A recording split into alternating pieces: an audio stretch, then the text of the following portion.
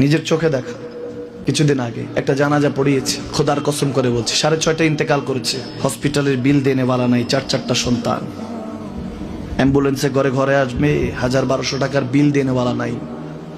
কি বুঝলেন? ক্ষণস্থায়ী দুনিয়া।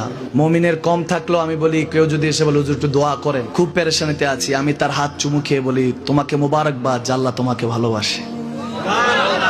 পেরেশানি তো মালিক দেয়, এই জন্য এটা রহমত মুমিনের জন্য। পেরেশানি দেয় যখন ফেরেশতারা বলে আল্লাহ চাইতেছে চাইতেছে, টাকা পয়সা চাইতেছে, বলে এটা কি? বলে ফাসেক, দে বিদায় কর, বিদায় কর। তার চাওয়া চেয়ে বিরক্ত লাগে, বিদায় কর, কি লাগে দে। আল্লাহ 10 কোটি দিয়েছে, 100 কোটি দে, বিদায় কর।